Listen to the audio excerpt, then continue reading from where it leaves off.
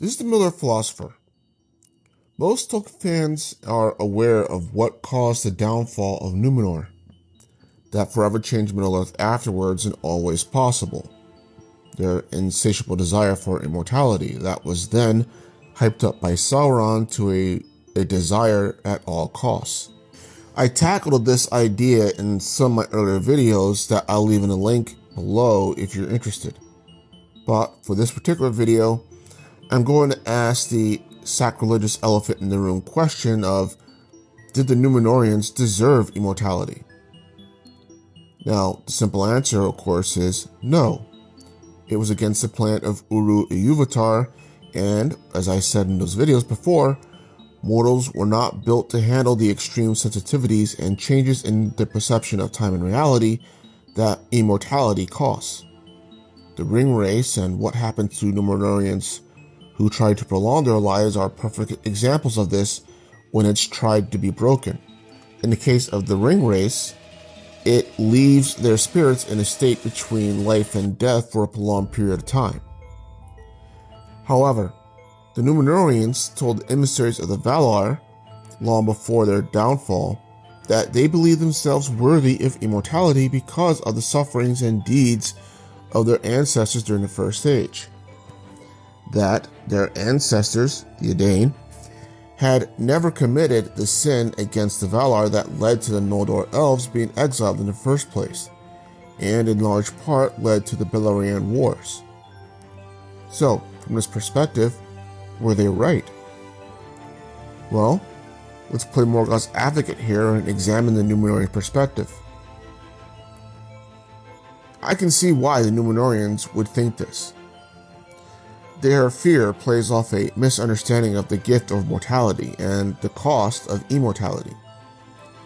The Valar's emissaries were sent in part to try and alleviate these fears, but at the same time, they also seem to lay part of the blame for those fears on their ancestors for choosing Morgoth in the first place, as indeed the majority of humanity across Middle-earth did so on some level. However, as one YouTube Darth Gandalf put it so succinctly, what were Uru-Iluvatar and the Valar expecting exactly?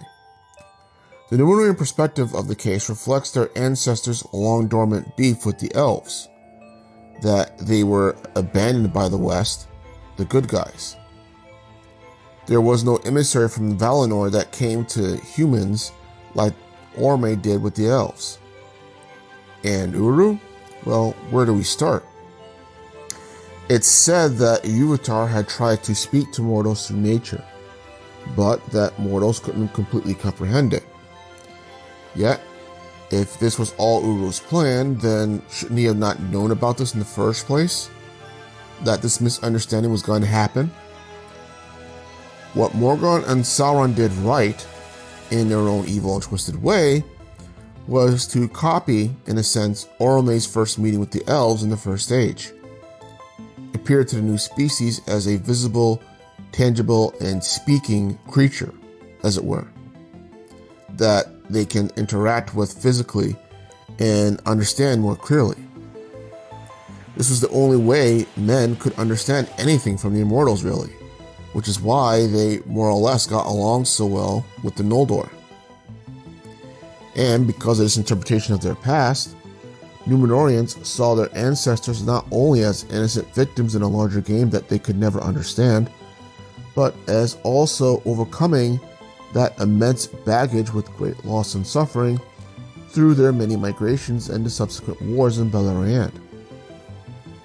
Essentially, from the Numenoreans' perspective, Uru and the Valar owed them for the sake of their ancestors, and did not have the moral right either to neither imply that the darkness of their ancestors was their fault, nor demand that they, like their ancestors, simply rely on an invisible trust, which, though not entirely true given Numenor's very existence, the Numenoreans had not seen any support for.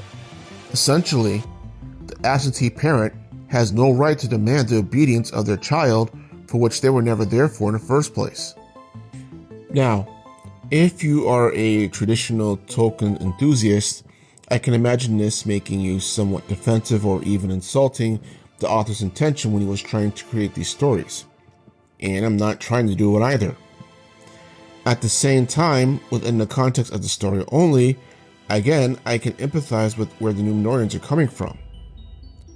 That Uru Yuvatar and the Valar were operating on a premise of higher authority rather than empathy. That basically, do as I say because we're in charge and you're not. And you're lucky to have what you have in the first place. End of story.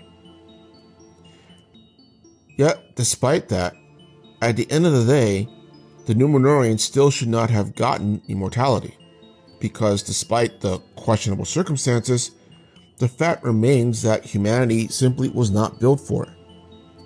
And, moreover, if you want to talk about morality, well, by this point, the Numenoreans didn't deserve it either. This all kind of goes back to the relationship between humans and immortals, where essentially there's always been a deep misunderstanding between the two. They simply did not understand where the other was coming from. And perhaps Uru Yuvatar did understand, but for whatever reason, at least from what I could find, he doesn't really make it clear that he does empathize with that, where they're coming from, yet still laying down the law. And again, perhaps the only ones who really did understand this perspective of their suffering were Melian, Gandalf, and yes, ironically, Morgoth and Sauron, because they had interacted with mortals. They had built relationships of some sort with them in one way or another. So they saw what they were going through. They saw the cost of just having faith, as it were, could put on a person, and especially under extreme circumstances of life and death. But having said all that, let me know your thoughts below. Otherwise, this is the Miller Philosopher, and you guys have a good day.